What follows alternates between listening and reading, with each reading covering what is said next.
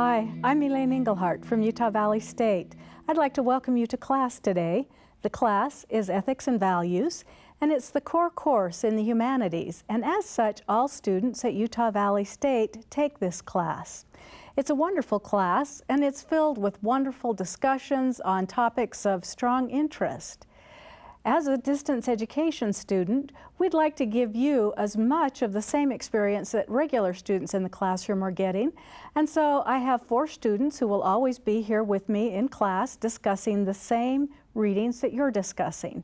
And then as you're watching them, you'll see the kinds of discussions that we're having and the issues that are relevant and some of the things that will be on tests. Today is an introductory class period, and we're going to be talking about the class as well as requirements for the class. And I've asked our department chair for the Department of Philosophy, Dr. Christine Weigel, to join us today for this discussion. Hi, Chris. Hi, thanks for having me. Oh, and thanks for joining. And let me introduce the students as well, and then you and I will visit a little bit about the class. We'll all visit about the class. But over here we have Kisper, and then Cassie. And on the other side over here, then we have Lloyd and Aaron. So welcome to class, and glad that you could all help us out today. Well, Chris, I've been teaching this class for a long time, since 1986, and I love teaching, just love the class. Can you tell me a little bit about what you like about the class? It's an amazing class, and it's part of the reason that I was attracted to this school when I was looking for jobs. I've been teaching it since 2002, and I think that one of the I would say the biggest strength of the class is that it teaches students to think for themselves and to think critically, and we'll be talking about that more, I know. But I just want to tell a little anecdote that a student once, when writing a paper, said, "You mean you want to know what I think and I have to defend my own views?" And it just really empowered that student, and it was so exciting, and I think that's my favorite part about the class. I love the fact that it's interdisciplinary and that it deals with contemporary issues. So I think it's just an amazing, incredibly strong class. It is. It's very empowering. Oh, thanks for bringing that up. You know, I do have a confession to make, and that is these students are representing students, but they've already taken the class and gotten an A in the class. So they've done all the readings, and they know the readings well, and hopefully can represent you well. But I'm going to ask them what they liked about the class as well. What made it such a good, interesting, and informative experience for them? And we'll start with Kisper first and just kind of move around. I enjoyed this class because it helped me become more aware of the issues going on in the world around me, and it helped me to take a stand on where I stand on moral issues. You know, I remember when we were in class together, Kisper was one of my students, and we were talking about some very strong world issues, and the students hadn't read the newspaper. They didn't know they were going on. And so we often started out class talking about current issues and saying, what are your thoughts on these? Where are the ethical problems? Yeah, thanks, Kisper. How about you, Cassie? I think for me, it was really great to, well, it helped me understand why I believe what I believe, and then also helped me, I don't know, change some of my beliefs a little bit and where I stand and what I think. Sometimes we just don't even know where we do stand on something. It's kind of illusory until we have to defend it to ourselves and to others. So, thank you. How about you, Lloyd? Well, I found it's given me tools to help look at different situations I'm coming across, to weigh it out, and for me to help me make the best choice possible. Very good. So you can see how the critical thinking comes in. Yeah. Thank you. And how about you, Aaron? It helped me understand not just what I believe, but why, and really solidify those arguments, but also why other people make the choices they make. And I found that very helpful. Great. Well, let me tell you just a little bit about myself, since I'll be your teacher for this class. I've been here at Utah Valley State and seen it go through many name changes since 1976.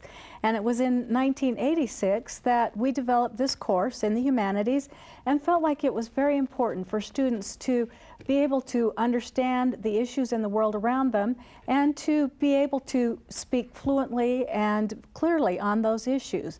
And so this class is designed not to have me standing on a soapbox saying this is how you need to see everything, but for you to think about these issues and develop strongly your viewpoints. Well, you're going to find many of these ideas in your syllabi, but let's go ahead and pull up some of these notions.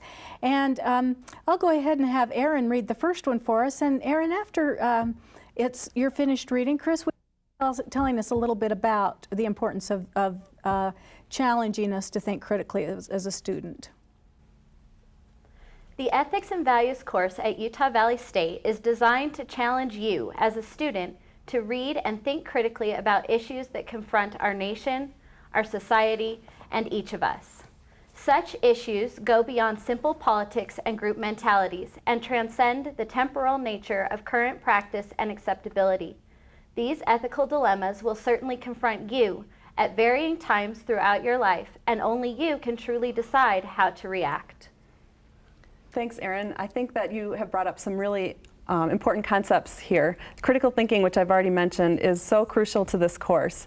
A lot of times it's easy to believe something just because the people around you believe it, or because it just seems like the easiest position to believe. And it's easy to believe something without necessarily knowing why you think what you do. And critical thinking is important because it teaches you that you have to have reasons behind what you believe.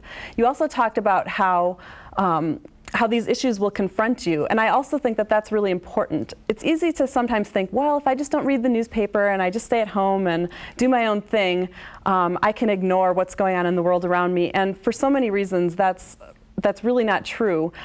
Even if you decide not to be informed about an issue, that's a decision that you're making, and it's a moral decision that you're making. And so it's really, really critical that you become aware of these issues around you. And this is what we'll be doing in the course quite a bit, or what you'll be doing in the course quite a bit.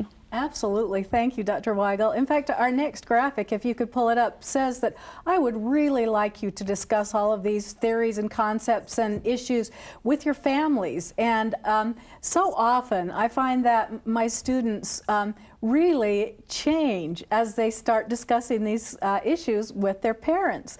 I've had a couple of faculty members at UVSC who have told me that, wow, the discussions in our car on the way to work changed. They intensified so much just because of your class. And other folks have told me our students are really discussing these issues in the cafeteria. They have something in common that they talk about. It's almost like they have permission when they're discussing these issues. Any of you have some thoughts on that? How about it, Cassidy, when you discuss important issues? Do you think that the ethics and values classes helped you confront those a little more?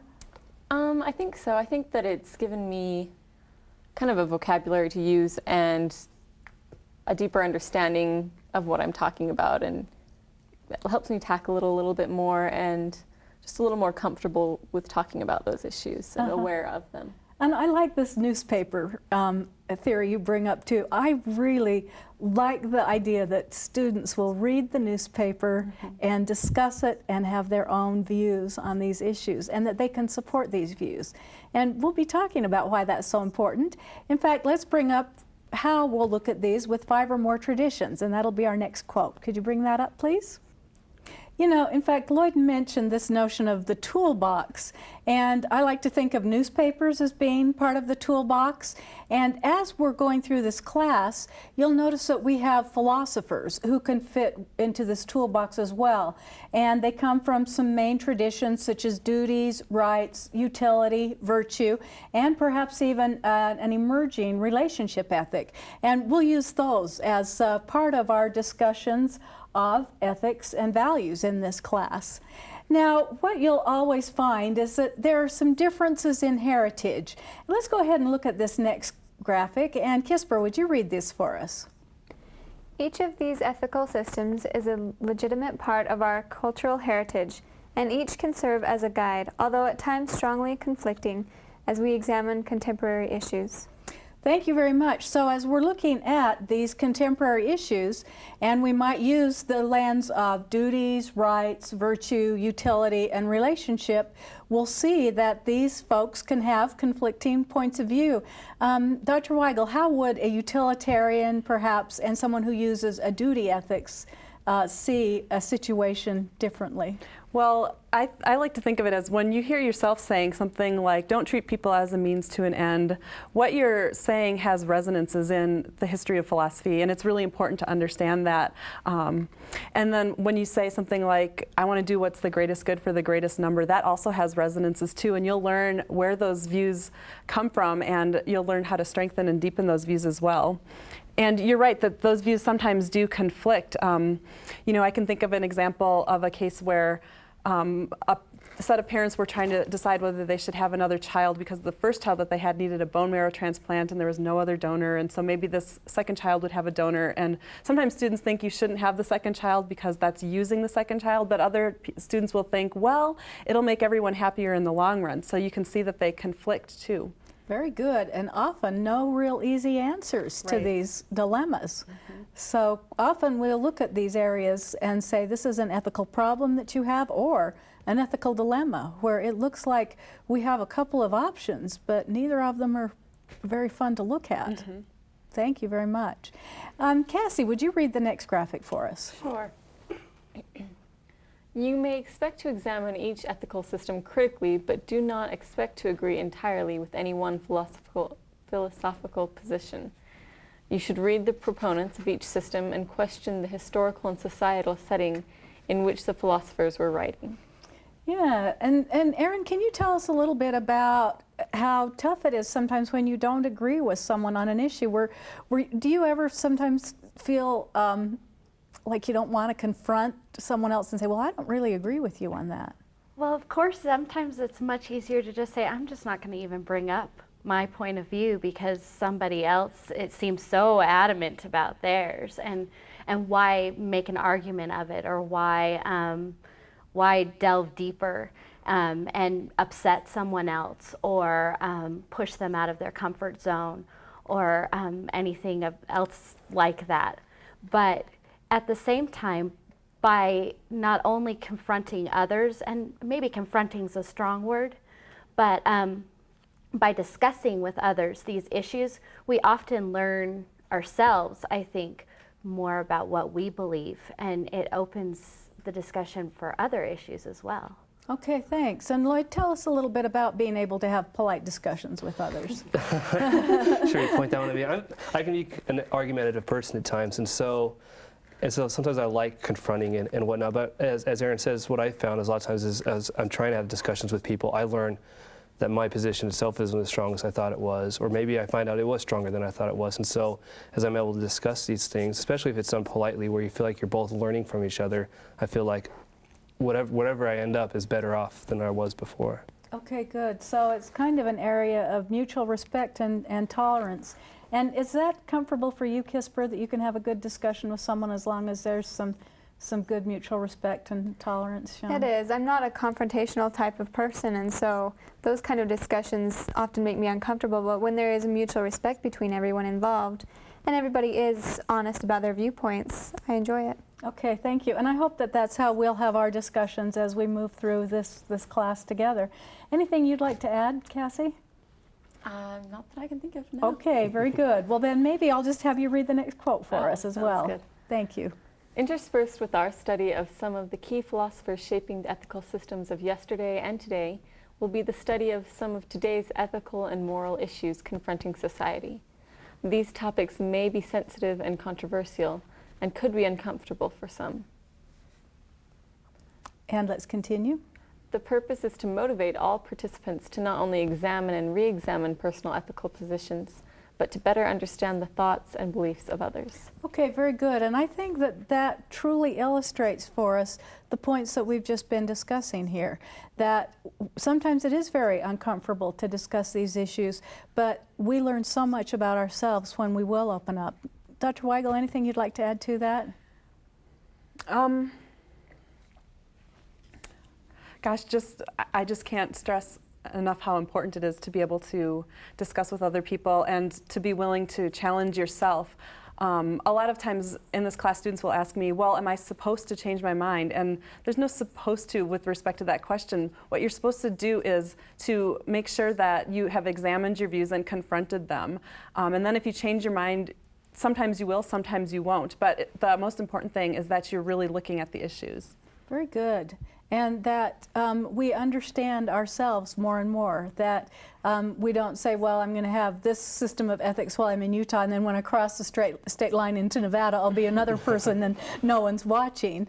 That, in fact, I embrace this set of ethics, and this is how I'd really like to behave. So, okay, thanks. Well, Lloyd, will you read our next one for us? Sure. There will be a great deal of reading and writing required, and you will be expected to critically examine and defend ethical positions on the various topics covered. Work is anticipated to be on a college level, and grading will reflect this anticipation. Okay, very good. And so this is a sophomore level class, and you will definitely be expected to write, to do a lot of writing. And as you're doing the writing, please see it as a gift, not a time to think about, well, is there a place where I can buy a paper online? Now, who would buy a paper online for an ethics class? I can't imagine. So don't do that. But remember that you'll have me, and you'll also have teaching assistants, and I'll always have teaching assistants. And you can submit your papers in advance to me, and I'll either go over the paper for you in advance, or one of the teaching assistants will. We'll let you know how you can make it a better paper and turn it in again. So one of the most important things that you as a distance education student will learn in this class is how to write well and put your ideas together. Now, the syllabus will always give you the case studies that you'll be writing on, and from these case studies, there are ways that you will develop your papers, starting with the thesis statement, developing probably 3 major arguments, and making sure that you have a philosopher who supports all your major arguments. So this is a very important part of the class, is being able to write well. And Kisper, did you find that difficult in the class to have these writing assignments? How did you get such good grades on your papers? I rewrote them several times, and the first key. Yes, definitely, you have to rewrite it. And it helps to go to the writing lab and to tutors and have people view your paper and give their opinion on it, and to research well. Thank you, great. Cassie, how about some advice from you on writing a good paper? Well, you could definitely visit the Writing Center. And Cassie happens to work at the Writing Center. But yeah, like Kisper said, it's just always good to have another pair of eyes look over it, see if there's any, logical fallacies, or if things just aren't making sense, if you need more support for your argument. Okay, thank you. Okay, well, let's move a little more into the course objectives and pull up the next graphic. And the course objectives start out with the underlying theme that this is an interdisciplinary course. And this course will incorporate historical works of philosophy, literature, and religion, as well as social sciences and some sciences. So we will have very strong discussions in all these areas. And Lloyd, will you pick up and read our next graphic on that? Sure. It says readings will serve as a basis for a critical analysis of some of the ethical issues facing us today. And you should be prepared to engage in serious reflection on your own values and ethics as they relate to the course topics. Okay, very good. And so we're asking for some serious reflection from you as students. Now, you're not in the classroom, you're not in Dr. Weigel's classroom or my classroom taking this ethics and values class with us, but we'd still like you to talk to folks around you and engage in serious reflection on these issues, verbally and also when you're writing your paper.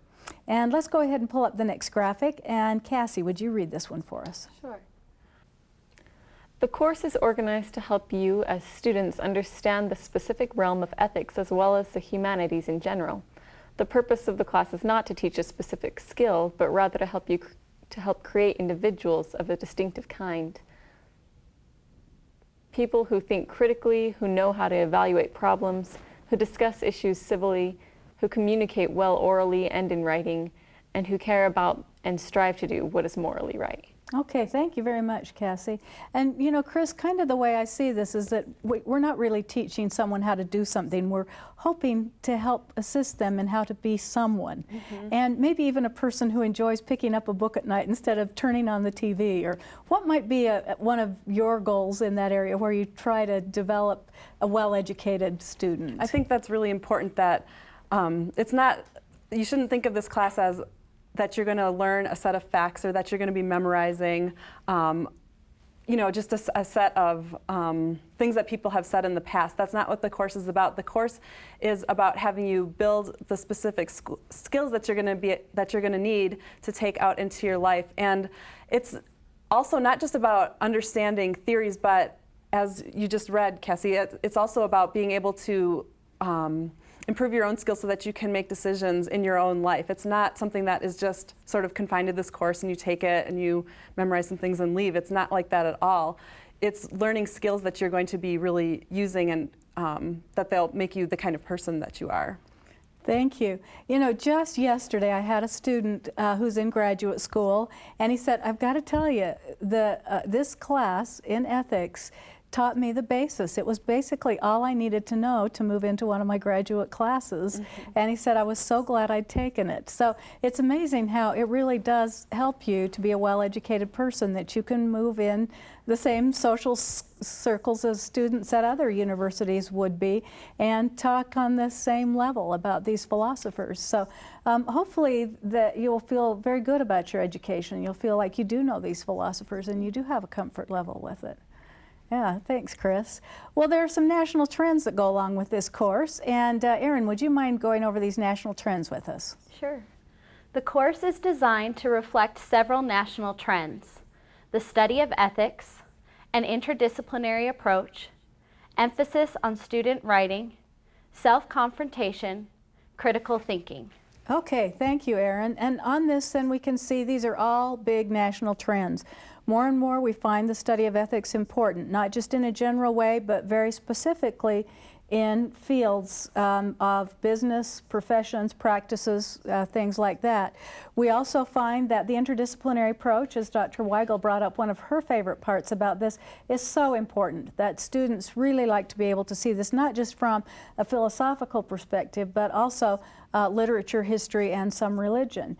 And from there we see that we have an emphasis on writing, an emphasis on critical thinking and self-confrontation, making sure that you really do have a reflective life. You do know who you are. Well, would you read the next one for us, Kisper, on that this has a timely approach to? The study of ethics is very timely. The complexities of various ethical situations are fervently discussed throughout the world. It is important for you to have a forum to learn foundational ethics as well as others' morals, values, and ideas. Well-educated people should know the seminal works in ethics and understand the various approaches to dilemmas. Okay, thank you. And so as we were even mentioning just prior to this graphic, it's so very timely that we're discussing this. We see areas of ethical breaches in business, in government, in industry, in colleges, universities, all areas around us. And so a very timely area. And where I'd like to move next is to the graphic that talks about the humanities aspect, because as Dr. Weigel and I were mentioning, this is the core course in the humanities. And sometimes students will say, okay, I'm filling all my gen eds, and now I have to fill this area called the humanities. I don't know what they are. So let's look at the next graphic. And Lloyd, would you read that one for us? Yeah. Philosophy helps us discern the complexities involved in moral ideas. Religion reminds us that an ethical dilemma has inherent moral and value implications and conflicts. Literature brings the dilemma to life with characters moving through right and wrong decisions and living the consequences of their choices. History infuses the values of a different time and culture with our own. You know, Chris, these are some of the reasons why I love this class, is that it's like this great, ethics is like a great vehicle that can move through all these wonderful areas of the humanities. And the humanities have always been those areas that make us do reflection on history, reflection on what's happening today, and looking forward to the future. Can you tell us a little bit why you like the interdisciplinary aspects? As someone with training in philosophy, of course, I always first turn to the history of philosophy to try to understand ideas, but I think that it's important to realize that as philosophy is the search for wisdom, or the love of wisdom, and wisdom is found in all different kinds of places, in literature, in history, in religion, and it's important to look to those as well and not to just be focused on one discipline. So the fact that we're looking at such a broad range of humanities really helps. You might read a poem that resonates with a philosopher that you've read, and it'll give you a new perspective on a certain issue. And reading them in conjunction with each other, something very old and something very new, a poem along with a philosophical writing can really help shed light on all the different things that you're thinking about. Thank you. And as we go through this class, then you'll notice in the textbook that we have different issues, and then those issues unfold as we look at not only the philosophical perspective, but historical, literary, and religious perspective. And the religious perspectives generally that we'll look at will be Catholicism, Protestant, and Islamic. So we'll look at those kinds of points of view and see what happens when we add those to the mix of ethics and the humanities. So it really does make it a very interesting class. And the next thing, and I know we've brought this up a lot, is the importance of self-confrontation, because this isn't a class about pleasing me as a teacher and hoping to get a good grade. Well, it might be, but please. This class is about you, and about you learning about yourself and really what your strong beliefs are. And so let's go ahead and pull up the next graphic and have Erin read this for us, please. Thoughts and ideas are not verifiable unless expressed in verbal or written form. This course will enable and encourage such expression. Often reasoning and logic weaknesses are discovered when thoughts are expressed and defended verbally or in writing. By confronting one's personal moral reasoning, students learn tolerance toward the validity of other values and viewpoints. Okay, thank you very much. And so it tells us that we end up doing this self-confrontation, and we learn the validity of our own viewpoints as well as others. Have any of you been writing a paper and you really thought that you understood this topic real well, and by the time you got to the end of it, you wrote something different? Lloyd, you're nodding. Tell us a little bit about that experience. It happens all the time where I'll be writing a paper and I'll realize that by the time I get to the end of the paper, I disagreed with my thesis at the very beginning. And so then I go through and decide, okay, I was going to argue the other way then and change my thesis and then see it through. We call that a rough draft, don't we, Kisper? Definitely. And I can't tell you how often it happens. It still happens to me, Chris. How about you? Writing is a form of self-reflection and learning about what you think. It's not a form of just transcribing some sort of brilliantly formed idea that you already have. It's a process. It's a way of learning. Okay, thanks. And let's pull up the next graphic. And Lloyd, would you read that for us? It ties right into this. Sure. The ethical systems and approaches presented and discussed in this course are legitimate elements of our cultural heritage. The systems will be found to be in conflict and concert with each other. Critical thinking and analysis should be applied as you work through the course and material. Okay, very good. And so we're going to see that some of these issues are really difficult to read. In fact, some of my students will say, I just don't understand this reading, and it doesn't go very fast for me. And I'll say, are you reading about 4 pages an hour? And they'll say yes. And I'll say, well, that's probably about right. So a lot of times you'll find that you're reading about 4 pages an hour. This is as complex as any of your other classes that might be in the sciences or social sciences. And it doesn't come easy. Any other advice on reading well, Chris? Well, I always tell students to be an active reader. Don't just let the words float by you. If you can, read something more than once. The first time, just go through and look for the main idea and try to get a grasp of what is being said. But then the second time, go through and underline and write things in the margins and just try to figure out what the structure of the reading is instead of just getting too caught up in the individual sentence. And so I think just the whole notion of being an active reader is really key. Thank you. And actually, part of being an active reader might be asking these questions. And let's go ahead and pull this up. And Kisper, would you read these questions for us? Yes. Why does one author or philosopher appeal to you more than another? Does one ethical system seem to fit better into your own personal ethics system? Are your beliefs and feelings reflective of your own exploration, or are they a reflection of your parents, peers, or religion? And next? Can you publicly justify your ethical positions? A person trained in critical thinking will not only think carefully, but will also have the tools to live a life of well-considered behavior. Thank you very much. So Kisper, this is talking to us about how we can have well-considered behavior. And so often as we look at the history and culture that's part of our lives, we'll say, where do we get our ethics and values? Do they come from our parents, from our religion, from our community? Well, probably all the above. And what are some of the authors and philosophers now who are helping me to understand better how to represent my points of view? So these are all very important, very strong areas of ethics and values. Kisper, tell me just a little bit about some of the ways that you worked through understanding some of these philosophers better. Well, in some of their writings, they are a little bit difficult to read. I found one thing that helped me is to read it with someone else and try to explain it to them as I was reading it, and that helped me. Okay, very good. Anyone else want to tell us a little bit about how also they discovered which philosopher appealed more to them, which ethical system might fit better what your beliefs and feelings are? Erin, any thoughts on that? Well, I have to admit that when I first read Kant, I didn't think I liked him, but the more I read him, the more I do. And I think that that's an interesting thing to remember, that as we go through the course, there are things that you'll read the first time, and then you'll read the second time, or you'll think about them in comparison to another philosopher, and you'll go back and you'll think, well, I really do agree with them, or I really do need to consider that point of view again. Mm-hmm. And I think that's part of the process, and I really enjoyed that and continue to do so. Okay, thank you.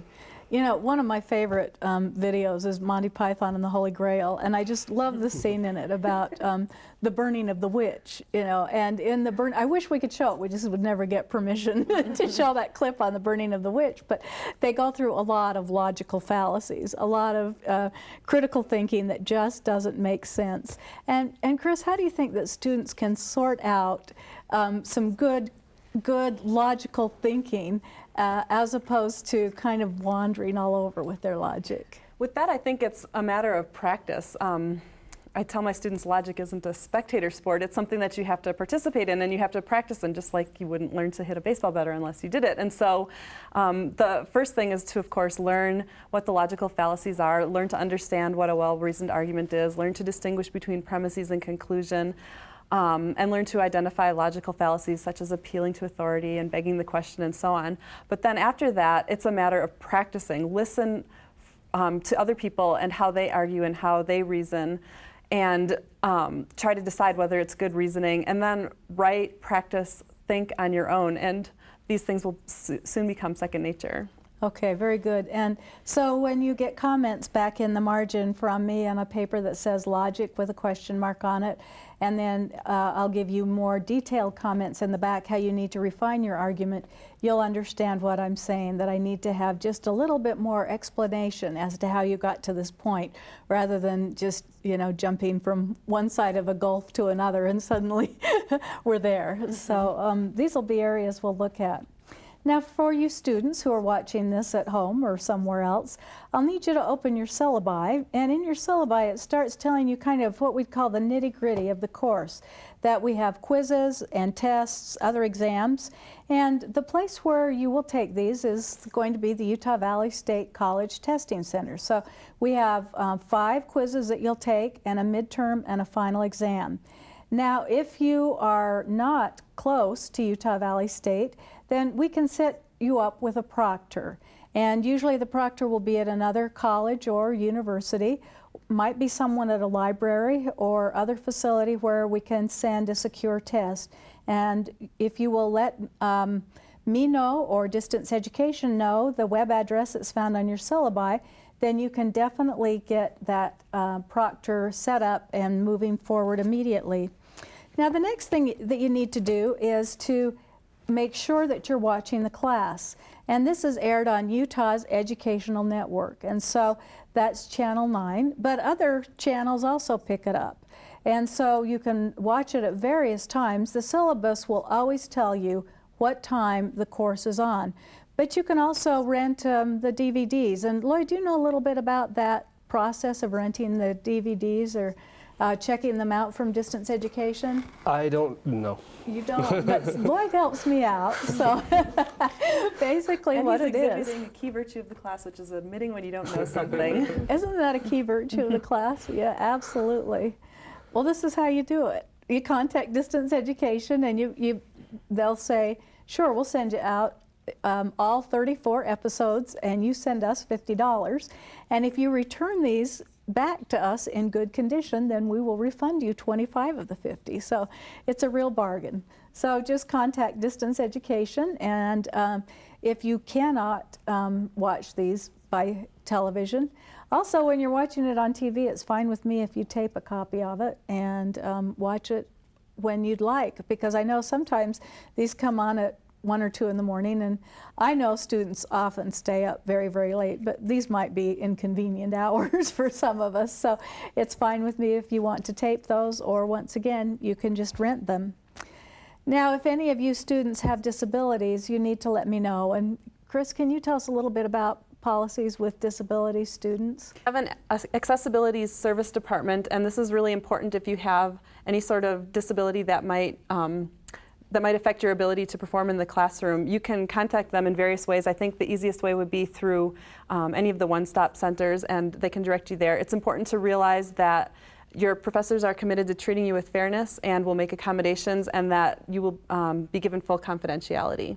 Thank you. Anything you'd like to add to that, Erin? In my experience, the professors actually don't even get told what conditions or anything that would harm the students' confidentiality, and are just told what accommodations you would be needing. Absolutely, that's correct. All we get is a letter from Accessibility Services, and they tell us this student is allowed to take this test in this manner and that type of thing. So really it is none of our business. But I'll tell you something that really is our business, and that is our academic integrity policy. And in the philosophy department, we have a strong notion of academic integrity, and this is often a strong introduction to students to the philosophy department, the ethics and values class. So Chris, do you want to tell us a little bit about academic integrity and why it's so important? Well, it's just very important that you write your own papers, for example. I know that you've said before how ironic it would be to cheat on an ethics paper, and I have had students who plagiarize papers, and I find that usually it's not because the student has a malicious intent, but rather it's because they don't understand that plagiarism is a serious thing, it's not a minor thing, and that your professors do take it seriously. Maybe, you know, I don't know if some high school teachers just don't really impress upon students the importance of writing your own paper, but it's really, really important. And if you ever have any questions about it, I know that the TAs from this course are well educated in what counts as plagiarism and how to avoid it, and, you know, of course, Dr. Engelhardt can help you at any time as well. Okay, thank you. Any of you students want to tell us a little bit about experiences that you might have had where you've known that others were cheating in a class, and that it could have harmed a curve or your ability to perform in the class? Lloyd, do you want to tell us a little bit about academic integrity and why it's so important? One of the things I find is important is when I'm writing a paper myself, I'm often worried about whether or not I'm expressing my own ideas or whether I'm accidentally expressing someone else's. So I think it's important to always make sure you include a bibliography and footnotes or endnotes or sources and citations, so that when you are quoting someone else, that you're showing that it is someone else's ideas that you're using and not your own. So that way you're being honest about these things, so you don't have to worry about it as much. Absolutely. In fact, can you tell us a little bit about paraphrasing in a paper, Cassie, Sure. and how it's so important to just give credit to that person that you're paraphrasing? It takes so very little to give credit, but you can lose so much, as in, you know, your grade by not giving them credit. Definitely. A lot of times people come into the Writing Center and they'll have a paper and they feel, you know, because it's not a direct quote, they don't think that they have to cite it, but anything that isn't your own words, a summary, paraphrasing, anything that isn't your own ideas, can be put in your own words, needs to be cited, and it's very easy depending on the different ways that you're citing. But if you can go online to the Writing Center's website or go to the Writing Center, and it shows how to do that in MLA and APA and Turabian. So usually it's just parentheses with the last name of the author, page number. It's really easy to avoid those sticky situations. Okay, very good. And Chris, a lot of times students will ask me about sexist writing, where the pronouns, maybe a lot of the philosophers use the pronouns of he, and they're uncomfortable with that. And of course, I always tell them, now when this is a direct quote, you must stay with the exact words, unless you use some brackets on each side of it.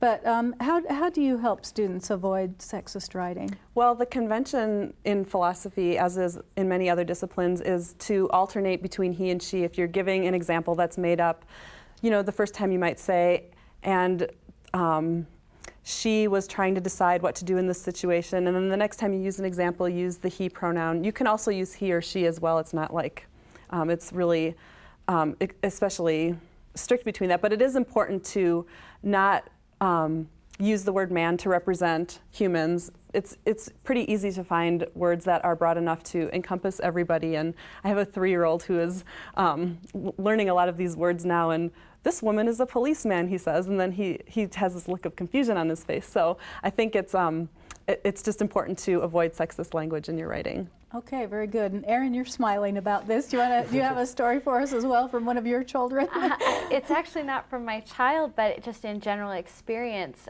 in writing papers and reading other students' papers, just as a peer revision kind of a thing, avoiding things like policeman, police officer, or staff, or something along those lines, watching for things like mankind and those kinds of words that a lot of people don't even recognize in their daily language that are gender specific.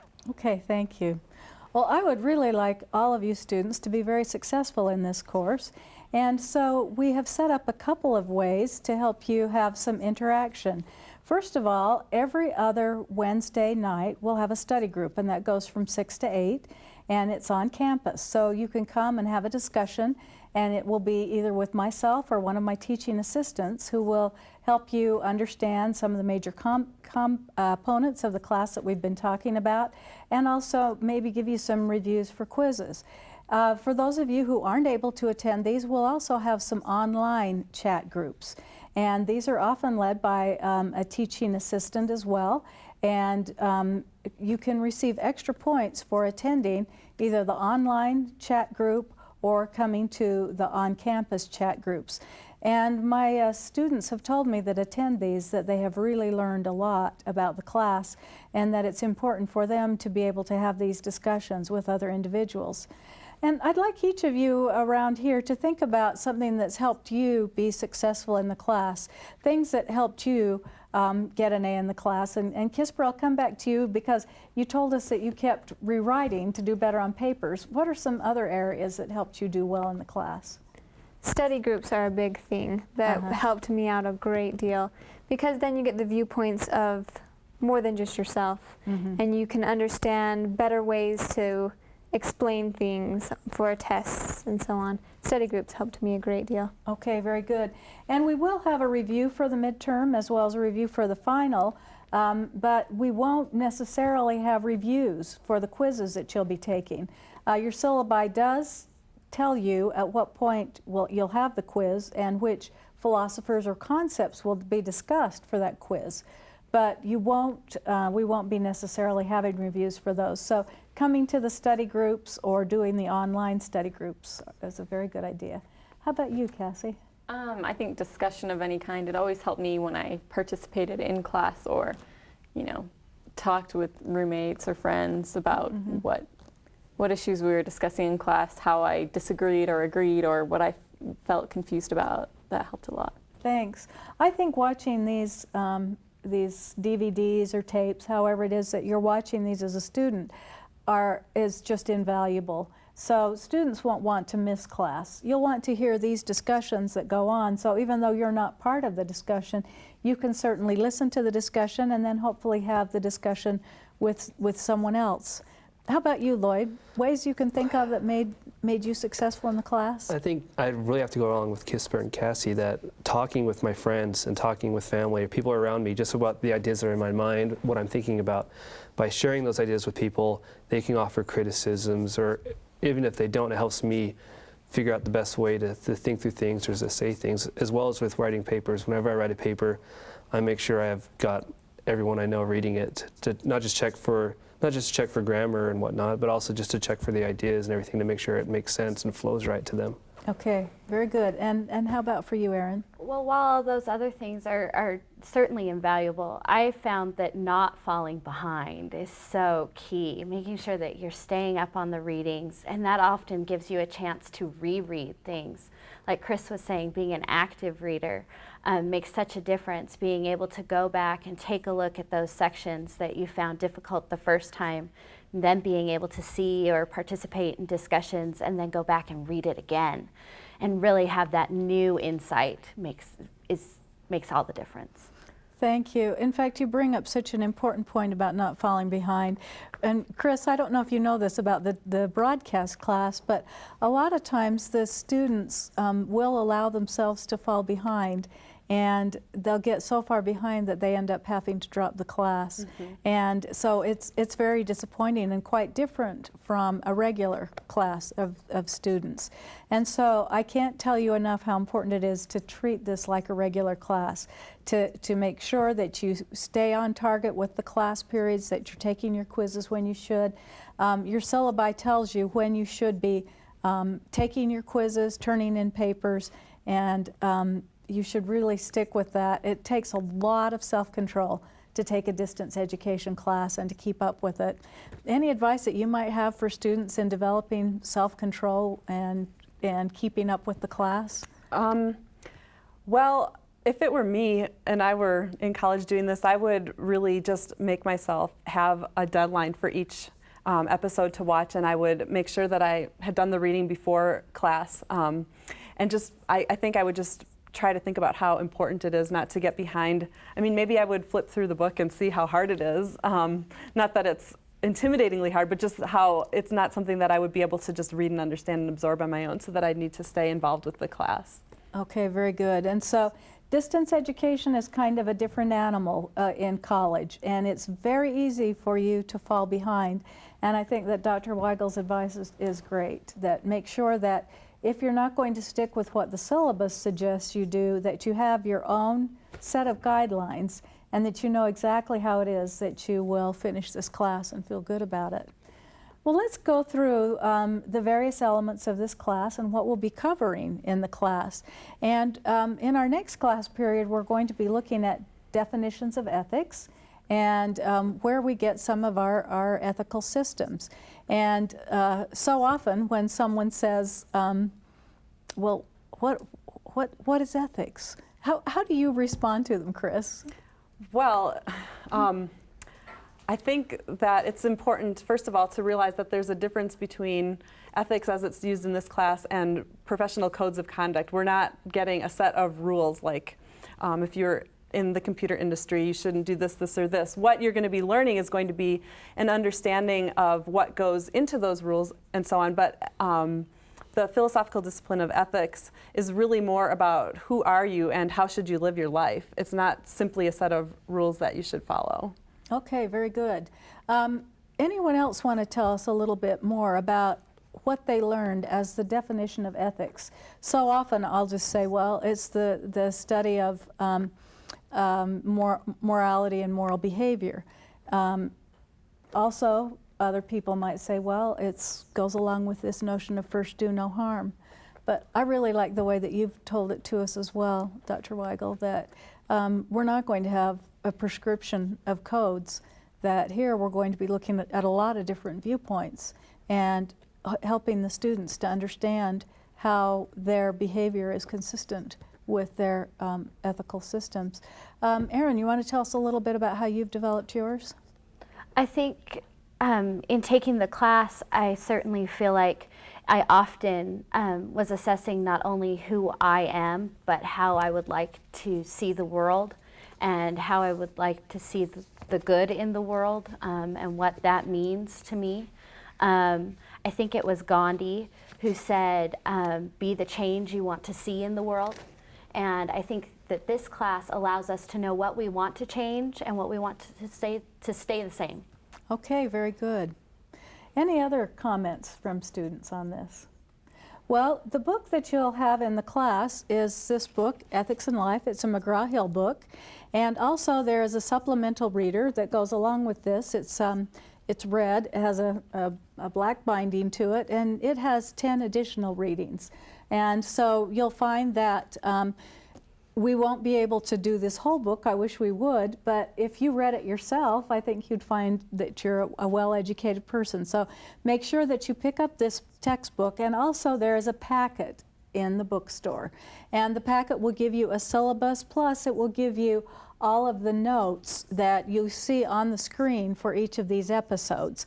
And so as you're looking through your course packet, make sure that you have the syllabus that is for that semester, because every semester we'll update the syllabus, we'll have different cases on it, different areas where you need to look. So please make sure that you've got that, and that the packet also contains all of these course notes that are to help you as a student do well in the course. And then we will start moving through the textbooks, and we'll begin with 10 Commandments and Sermon on the Mount. And I know it seems very strange to start with religion at a state college or university. But the reason why I do this is that I find that my students from this area are much more comfortable if I will start with Judeo-Christian type ethics and help them to see where ethics have been in those areas, and then we move on in to ethical systems that are there for the Jewish faith, Islamic, and then philosophers who aren't going to invoke a divine command, but who are going to be giving us rational justification for arguments. So our first reading, after we look at definitions of ethics, will be the 10 Commandments, and then we move on into Sermon on the Mount. Kisper, how is it that maybe a student can become comfortable in looking at a religious issue in a state college class? Well, as always, you need to realize that everybody has a point of view, and that whether you believe what this says or not, others do, and you respect the views of others. It's the respect issue that we were discussing at the beginning of class. Okay, very good. And so a student doesn't need to be from any particular faith to do well in this class. And also, we won't be trying to bring someone over to a different point of view either. So after we've looked at these first few religious perspectives, we move on to some of our foundational philosophers, and we'll turn to Aristotle. And why is it so important that we discuss Aristotle in a philosophy class, Chris? Well, Aristotle is really a key figure in the history of ethics, and his view, I shouldn't say view as though he had one simple view, but his views, as you will see, are very complicated, and they still have resonance today. Let's see,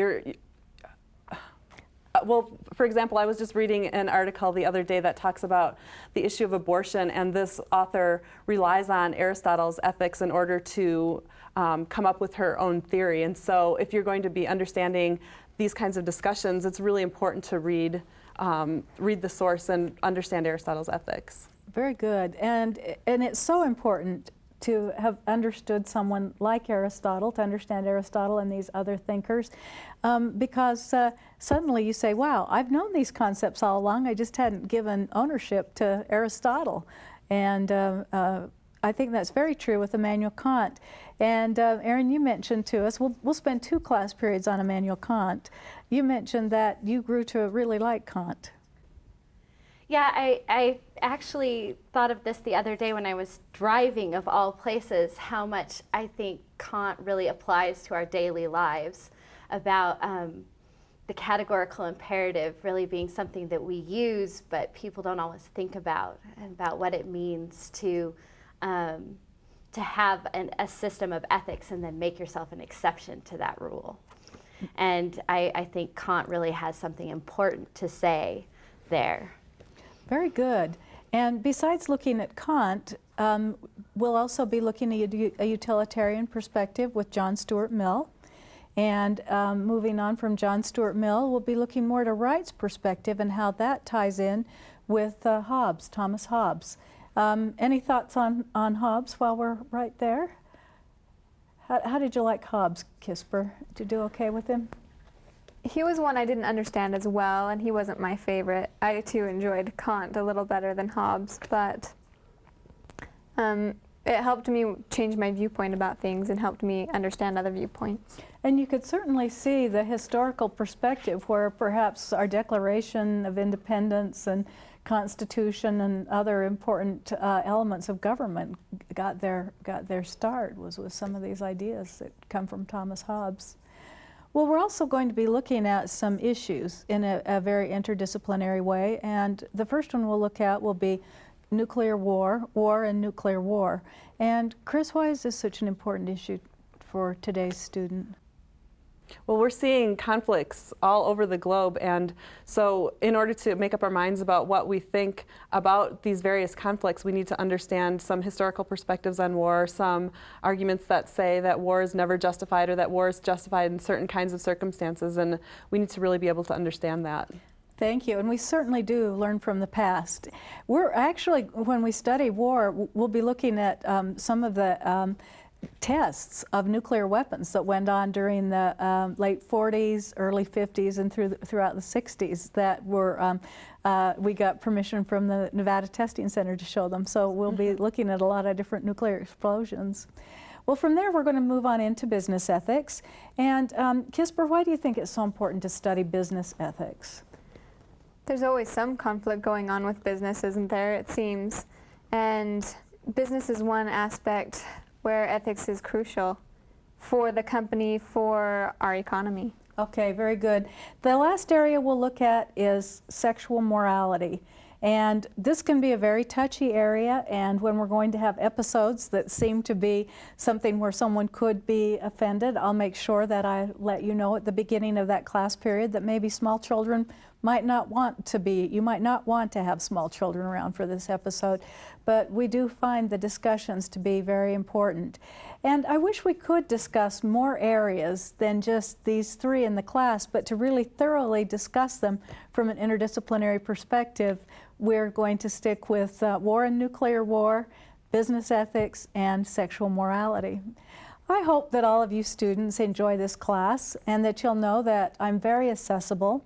You can contact me by email, by phone, by letter, and my assistants as well. So good luck with the class, and we'll be seeing you next time.